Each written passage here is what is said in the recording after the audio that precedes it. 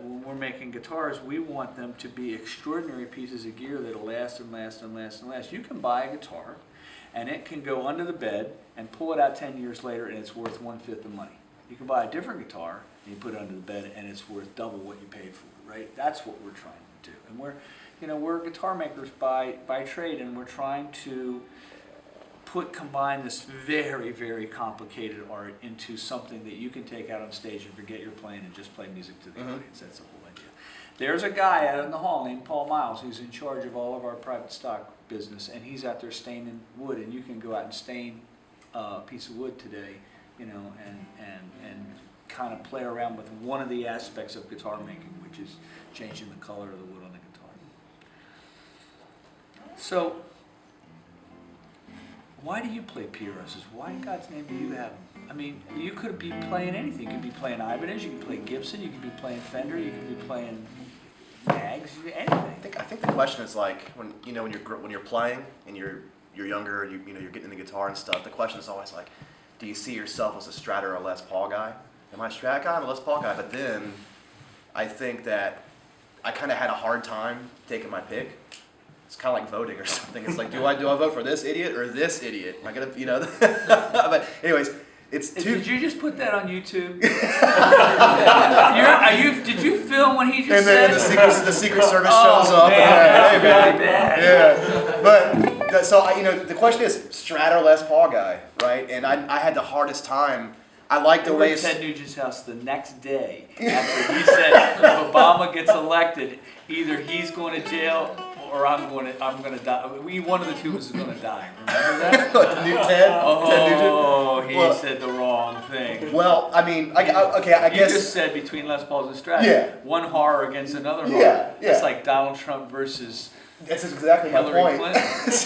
So if you think about it that way, like which one do you like? I had the hardest problem because I kind of like the way the Gibson sounded, but I like the way the Strat felt. I like where the knobs were at. I like the fact that she could pick it up and it wasn't like a commitment just to put the thing on. But I never owned a single one of them. What did you have? I went. There was a point after college where I was borrowing guitars. I didn't know what I wanted. I would borrow like a friend's guitar for a gig because I was holding out to get my guitar. That happened to Dragon Force. I found out they didn't own amps till their third tour. It's actually pretty smart. No, they were dirt poor, and they had to borrow amps to play gigs. I was definitely in the post-college kind of mode, and I was gigging and kind of starting my career, I guess you could say. But I had before. Wait a minute, you filmed that. He did. Oh, they no. did. It's okay, they're trustworthy. Oh, no. Bleep. Okay. Yeah. I'm sorry, I'm blaming you. I got two pros over here. Just cut that. Oh, that's not good. But if you think about this, like what do I want to play? And I worked for this guy who was, I'm just going to do it to myself. I'm like, my old boss was kind of a curmudgeon. I used to work at this guitar shop, and like, he was the greatest player, so I wanted to satisfy him and just be there so I can learn from him. But he was definitely like just a bitter, like, I hate everybody and all this kind of stuff. And so, make a long story longer, I basically, there was this PRS. I knew that I didn't want Wizards and Warriors on my guitar. I knew that the only thing that I wanted out of a guitar was a guitar that nobody could judge me when I showed it to the gig. Because when I went to college for music, I was always walking around with some Wizards and Warriors paint finish guitar.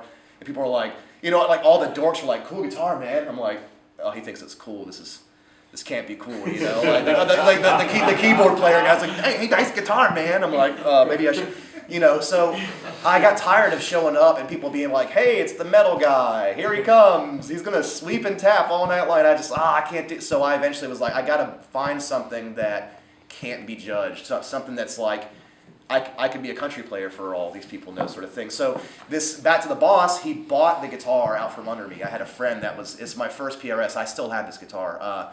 And it was a regular standard 22 with the stop tail piece, and it was the most plain, no birds, just the mahogany color and everything. So I was like, that's perfect. Turns out that he bought it out from under me, and I actually gave him a bunch of gear to find me something like this. So I call him up, and he said, I kind of screwed you over, didn't I? I was like, yeah, you kind of did. Kind of don't have a guitar. Like that was, that was an unbelievable deal. And he's like, well, I just mailed it to you. It's on the way. It's yours. You can have it.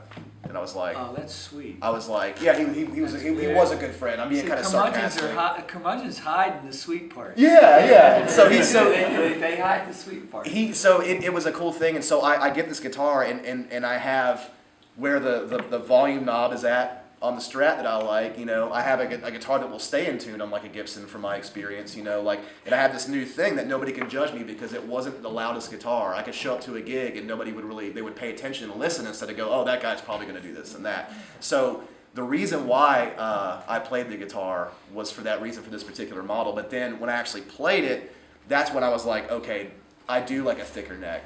Wow, the guitar does sound better when there's more wood on it, okay? Like, oh, the simplicity of 3 ways without the 4 Gibson knobs. Like, because, no matter who you are, you're going to get confused when you're playing live and you're like, oh, let me just turn the font with, okay, let's keep playing it. So then I played a hollow body, and then that's when it was like legitimately. That was a very good imitation of the baling wire and thicket in your head. Duct tape. Did you hear that duct tape and thicket that's in his? Just rattling around in there. That was really good. That's what it sounds like. Thought process. It's a good imitation of myself. But the hollow body. Same so let thing. me tell that story. Yeah, so he shows up at this huge event with a hollow body that's about that thick, with a drummer and no bass player and no singer, and puts his foot up. He wears 13 shoes or something? Like 12. 12, yeah. These 12s are these big Chuck Taylors like your shoes. And it honk, honk, honk, honk, honk. I tap my foot when I play. It's a jazz thing. No, it wasn't tapping. Maybe I was stomping. The thing, it looked like something out of on the drum riser. And you burned it down. And all the musicians were like, we were all doing that, right? I mean, it's almost like when, Carl's plays sometimes, the musicians are like... Yeah, you stop and go, oh, what's that? Yeah. When Tony McManus was playing, Carlos Santana came around. Yeah, you gotta love the kind of like the curiosity. What is going on, right? You ever play a hollow body? You ever try PRS hollow body? So he's playing metal on a guitar that was invented much more as an Incubus guitar. Yeah, and I didn't know any better. And that guitar, the first guitar, the frets were played off of it. And I was in Europe, and I was just like, I'm sucking as a guitar player. Why? And this tech walks by and goes, dude, look at your frets. How do you think you're going to sound? So then I'm like, okay, I guess I have to play my backup, which is the hollow body. And that's how it happened. It was an accident. I didn't know any better. And it sounded cool. And it sounded really cool. So then, because everybody always asks when you see the F holes, it's like, is there feedback and stuff? And the answer is, we put a sound post in it to stop the feedback. Yeah, anything that's going to get a direct blast of a monitor is going to feedback when the volume's not, So the answer is, it's just basically like a regular guitar, but it's different. So I went from trying to be as plain as possible to not be judged to, this is great, I think I found my voice, you know what I'm saying? And then that's the hollow body spruce top. That was a used one from a friend's dad that I found. And to this day, that guitar, that's the fire guitar. That's the one for my private stock where I've got to go in and get that. Everything else can burn because I put the house is on fire. Get the hollow body. Yeah, get the hollow body. What color's the case? Yeah. So